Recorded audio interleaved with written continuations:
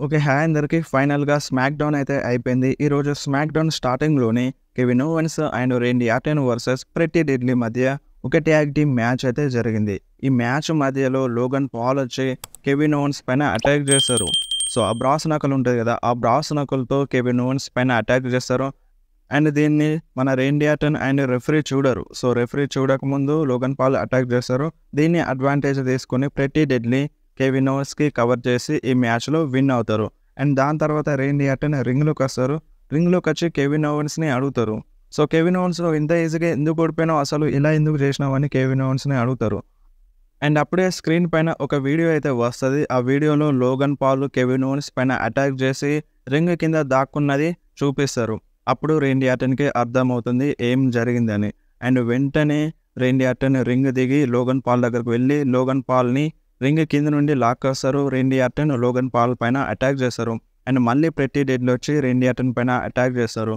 Pretty Deadly Randy ఆర్టన్‌ని రింగ్‌లో పడేస్తారు. రింగ్‌లోకొచ్చిన వెంటనే కెవిన్ ఓవెన్స్ ప్రెట్టి డెడ్లీకి స్టన్నర్ కనెక్ట్ చేస్తారు. అండ్ రేండీ ఆర్టన్ కూడా ఆర్‌కేఓ కనెక్ట్ చేస్తారు. ఇక మిగిలింది లోగన్ పాలే కదా! సో, లోగన్ పాల్ పైన రేండీ ఆర్టన్ అటాక్ చేస్తారు. బట్ లోగన్ పాల్ అక్కడి నుండి పారిపోతారు. బట్ అయినా సరే కెవిన్ ఓవెన్స్ రేండీ ఆర్టన్ వెనకాల అంటే లోగన్ పాల్ వెనకాలనే తరుముతూ ఉంటారు. సో, ఫైనల్‌గా లోగన్ పాల్ ఆ ఎరీనా నుండి వెళ్ళిపోతారు. కార్‌లో ఎక్కి పారిపోతారన్నమాట. సో, అక్కడితో రేండీ ఆర్టన్ సైలెంట్ అయిపోతారు. అండ్ నెక్స్ట్ వీక్ స్మాక్ డౌన్‌లో కెవిన్ ఓవెన్స్ షో ఉంది. సో, ఈ షోలో రేండీ ఆర్టన్ స్పెషల్ గెస్ట్‌గానైతే రాబోతున్నారు. సో, మరి చూడాలి నెక్స్ట్ వీక్ స్మాక్ డౌన్‌లో ఏం జరుగుతదో.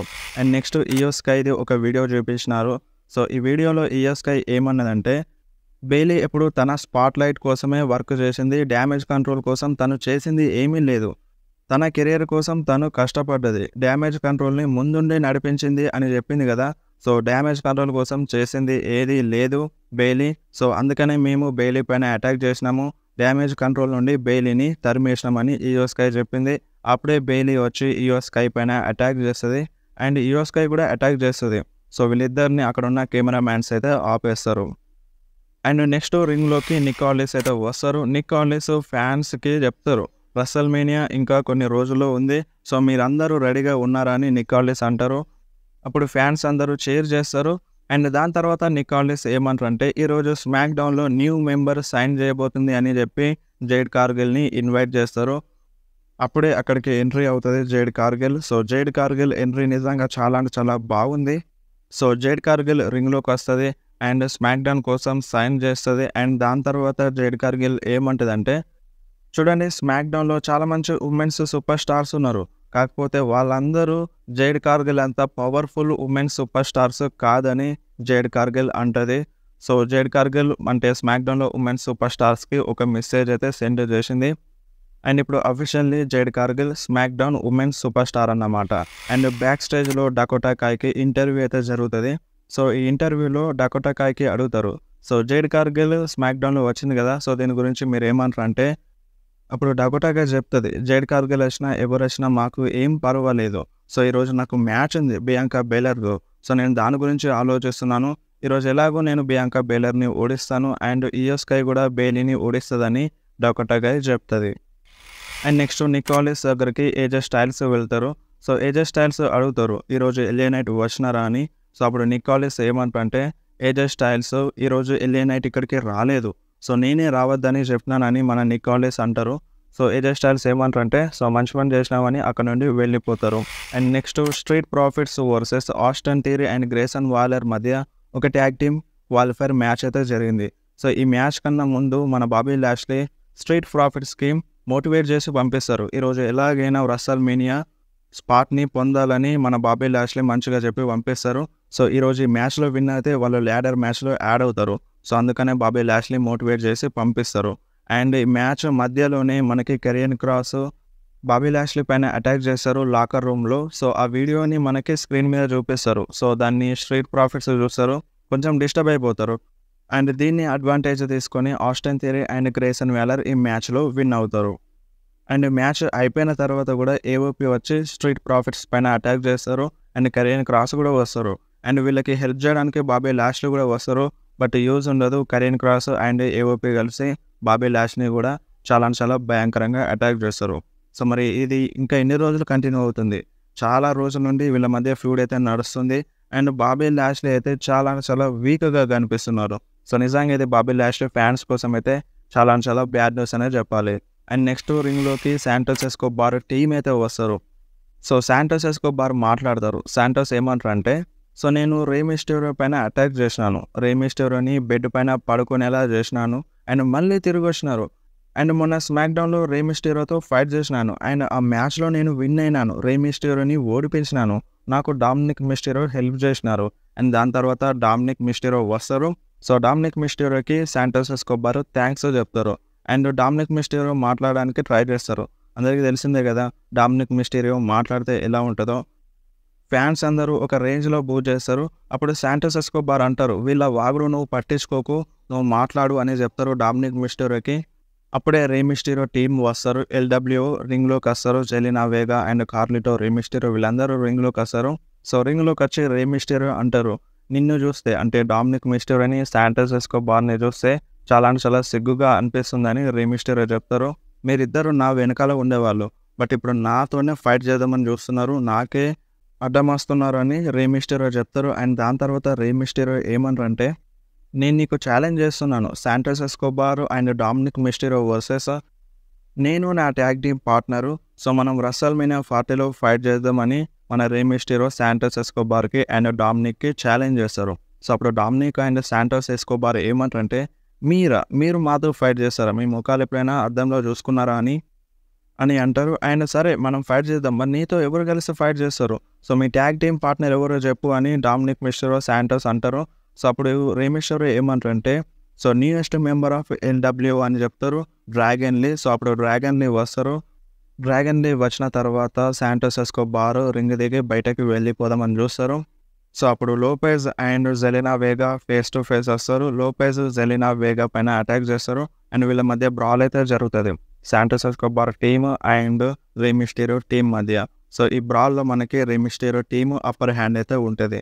సో, మరి రే మిస్టేరియో టీమ్ అంటే ట్యాగ్ టీమ్ పార్ట్నర్‌గా కార్లిటోని ఎందుకు ఎంచుకోలేదు? సో, కార్లిటో కూడా ఉన్నారు కదా!